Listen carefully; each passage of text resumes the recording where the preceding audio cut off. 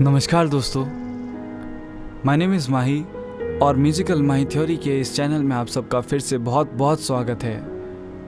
ये बिन बुलाए बाराती कहानी का लास्ट एपिसोड होने वाला है। तो मैं सबसे पहले बताना चाहता हूँ, जिन लोगों ने first, second, third, fourth and fifth episode को नहीं देखा है तो आपको ये कहानी समझ नहीं आएगी। आप पहले प्लीज़ उन चारों पाँचों एपिसोड्स को देख लीजिए, उसके बाद आप इस एपिसोड पर आइएगा।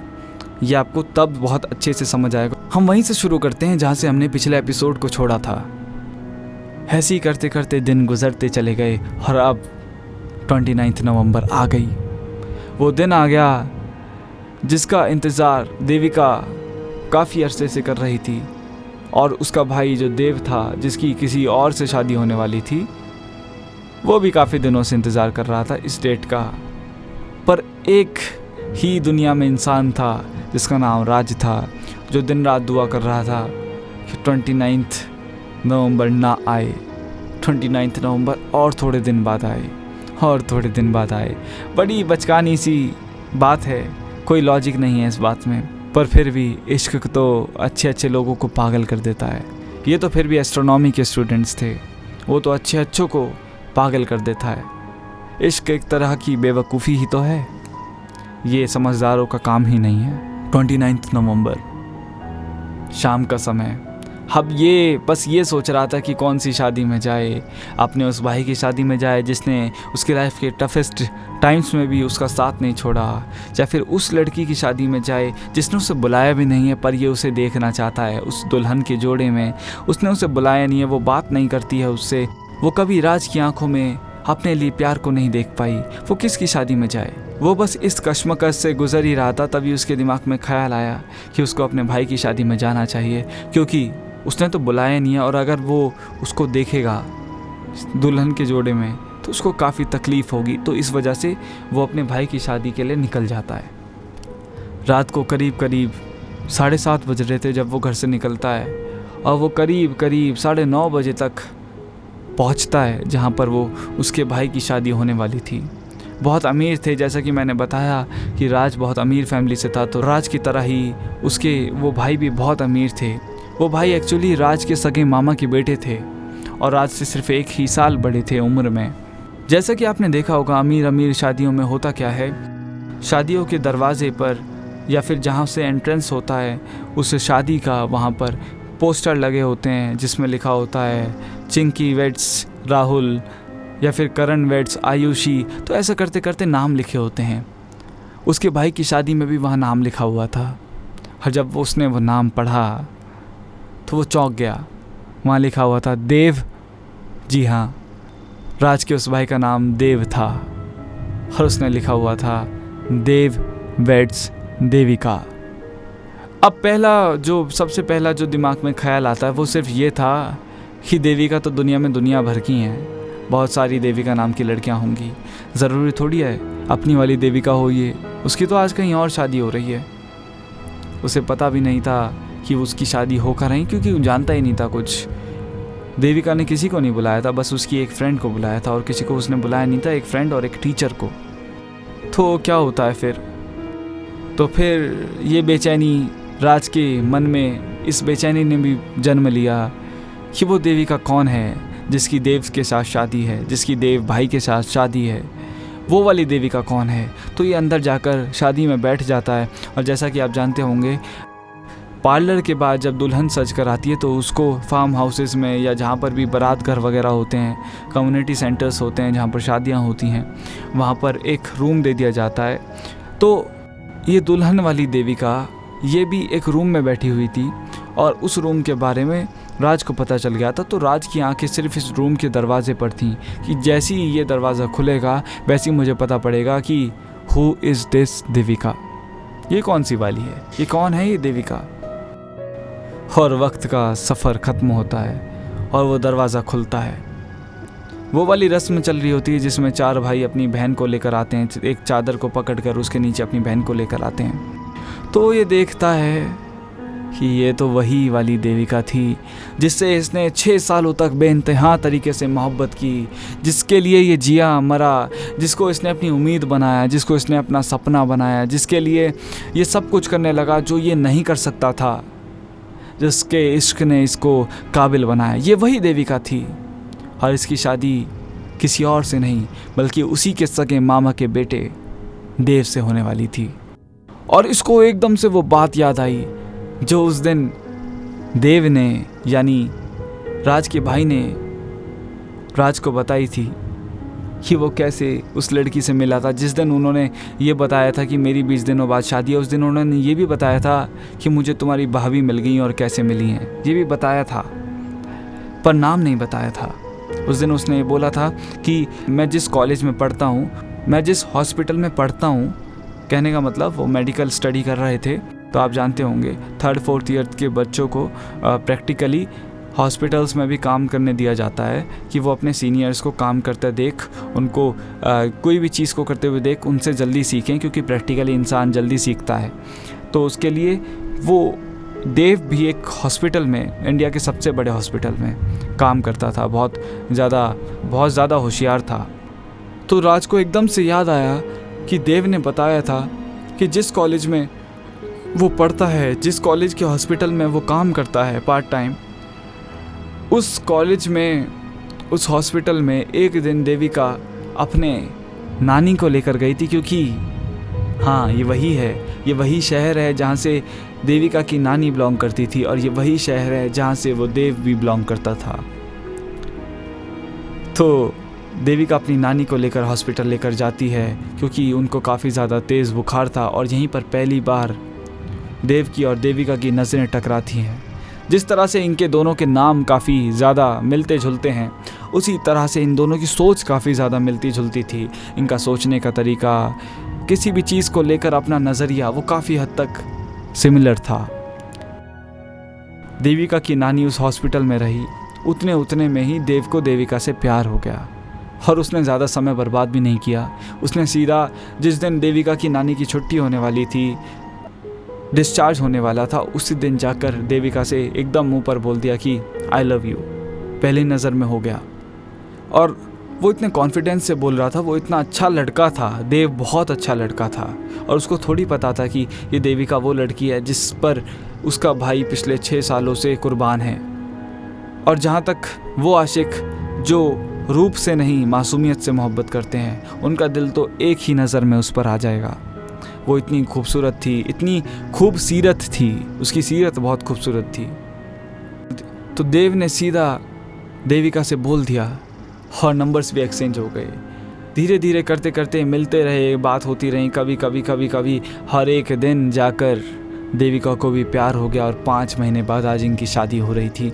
मतलब किसी इंसान ने 6 साल लगातार दिन रात किसी को बेइंतहा तरह से चाहा, उसकी वो कभी अपने होठों से उस चीज़ को बयां नहीं कर पाया, पर उसकी आंखों से वो मोहब्बत बहती थी, हवाओं की तरह बहती थी, और उसकी मोहब्बत की खुशबू कभी देविका को पहुंच नहीं पाई, या फिर अगर पहुंची भी तो उसने उसको नज़रअंदाज कर दिया, उसने उसको अपने सामने से हटा दिया, या उसने उस खुशबू वाले रास्ते से अपने रास्ते को बदल लिया। वो इतना दुखी था, वो शादी में के फंक्शन में बैठा हुआ था और बस यही सोचे जा रहा था कि मेरे साथ क्या हो गया।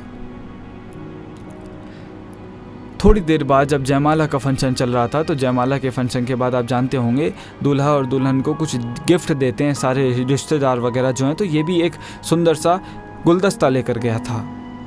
ये गुलदस्ता लेकर उस स्टेज पर पहुंचा, और इसने दोनों के हाथों में वो गुलदस्ता दिया। और जब पहली बार उस दिन देविका ने राज को देखा तो वो एकदम शॉक हो गई, एकदम से चौंक गई। ये क्या हुआ, कैसे हुआ?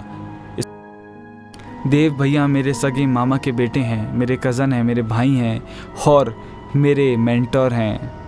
इनकी वजह से ही हूँ मैं जो कुछ हूँ। यही मुझे मार्गदर्शन देते रहते हैं, बहुत मोटिवेशन का भंडार है, इंस्पिरेशन का भंडार है, काफ़ी कुछ मुझे सिखाते रहते हैं। इन्हीं की वजह से हूँ मैं जो हूँ।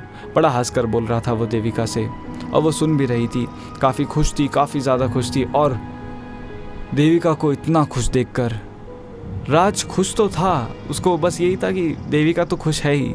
अब उसकी ज़िंदगी में अज़ियतें लिखी हैं, उसकी ज़िंदगी में इतनी बुरी किस्मत से, उसकी ज़िंदगी इसी किस्मत से नवाजी गई है, तो क्या ही किया जा सकता है, कुछ कर ही नहीं सकते। पर वो फिर भी इत्मीनान दिखा रहा था। वो फिर भी कहीं ना कहीं उसकी आंखों में नज़र आ रहा था, उसकी परेशानी, उसका दुख झलक रहा था, पर वो उसको जैसा बोलते हैं ना कि समंदर आंखों में संभाल कर रखा है, तो वो इस तरह से उस समंदर को अपनी आंखों के अंदर संभाल के रख रहा था। बहुत कोशिश कर रहा था कि वो एक भी अश्क, एक भी बूंद, एक भी कतरा उस आंख से ना बहे उसके सामने। पर जब हद से पार हो गई, जब हद पार हो गई तो वो वहाँ से निकल गया। वो उस महफिल को छोड़कर, उस शादी की महफिल को छोड़कर वहाँ से निकल गया। वो कभी दारू वगैरह, ड्रंक वगैरह नहीं करता था, पर उस दिन एक दारू की बोतल उठाई उस शादी में से। आप जानते होंगे अमीरों की शादी में दारू का होना तो बहुत ही ज़रूरी बात है। वहाँ से एक बोतल उठाई और वो पूरी बोतल पी गया, एक ही सांस में पी गया, और उसके बाद वहाँ से चल दिया। ज़्यादा ओवर ड्रंक हो गया था, क्योंकि पहली बार पी थी। पहली बार तो वैसे भी इंसानों को झिलती नहीं है, और उसने पहली बार पी थी और खुद ड्राइव कर रहा था। हाईवे पर डिवाइडर पर गाड़ी चढ़ा दी, और हुआ तो कुछ नहीं था। गाड़ी बहुत महंगी गाड़ी थी, उसके अंदर एयर बैग्स थे, तो उसने बचा लिया था, कुछ भी नहीं हुआ था। गाड़ी आगे से थोड़ी टूट गई थी, धुआं निकल रहा था। तो एक गाड़ी से उतरता है और उस ठुकी हुई गाड़ी के आगे बैठता है, और रोते रोते हंसता है, और हंसते हंसते तेज़ तेज़ से रोता है। आसपास से गुजरने वाली गाड़ी, मोटरसाइकिल वगैरह में जो बैठकर जो गुजर रहे थे, वो उसे देखकर पागल समझ रहे थे उसे। वो इस तरह से वहाँ रो रहा था, डिप्रेशन में चला गया था। उसके भाई के भी फ़ोन आ रहे थे, जिसकी शादी थी, देव के फ़ोन पे फ़ोन आ रहे थे कि बीच में पता नहीं कहाँ चला गया, पर इसने फ़ोन ही तोड़ दिया अपना। इसने फ़ोन ही तोड़ दिया। जब बार बार फ़ोन देख रहा था कि बार बार उस भाई के फ़ोन आ रहे हैं, तो इसने जहाँ उसकी गाड़ी का एक्सीडेंट हुआ था वहीं पर अपना फ़ोन ज़मीन पर देकर मारा और तोड़ दिया उस फ़ोन को। थोड़े दिन बाद राज की मुझसे बात हुई थी। जो एग्ज़ाम्स थे, जो एग्ज़ाम्स होने वाले थे, उनकी देविका और देव की शादी के 1 महीने बाद, उसमें राज के 3 सब्जेक्ट्स में बैक आई थी। राज के बहुत गंदे मार्क्स आए थे, और वो टॉपर भी रह चुका था उस कॉलेज का, पर उसके बावजूद पढ़ाई का मन किसे करता है। जिसके लिए पढ़ना चाहता था, जिसके लिए कुछ बनना चाहता था, वो तो अब किसी और की बन चुकी है। जिसके काबिल होना चाहता था, अब उसके काबिल ये हो ही नहीं सकता था। तो उसका फिर से मन हट गया था पढ़ाई वगैरह से। और इस दौरान मेरी उससे बात हुई थी। जैसा कि मैंने बताया, ये सच्ची कहानी है, ये बिल्कुल सच्ची कहानी है। तो इस दौरान मेरी उससे बात हुई थी इंस्टाग्राम की, मेरी उन 4 लाइनों की वजह से। और हुआ क्या था, मेरी उन 4 लाइनों ने ना इसके ज़ख्म पे नमक का काम किया, नमक छिड़कने का काम किया। तो वो 4 लाइनें सुनने के बाद इसने मुझे इंस्टाग्राम पर कांटेक्ट किया, इंस्टाग्राम पे मैसेज वगैरह किया, हमारी बात हुई। उसमें इस बंदे ने अपनी पूरी कहानी सुनाई, जो मैंने 6 पार्ट्स में आपके सामने रखी हैं। ये कहानी उसने मुझे सुनाई, पूरे 4 घंटे तक हमारी बात चलती रही। और उसमें उसने बोला कि यार जीने का मन नहीं करता है, कोई वजह भी नहीं बची है, पापा बिजनेस में लगे रहते हैं और कोई है भी नहीं अपना, जिसको अपना बनाना चाहता था, जिसको अपनी ज़िंदगी बनाना चाहता था, उसी को आज भाभी कहकर बुलाता हूँ।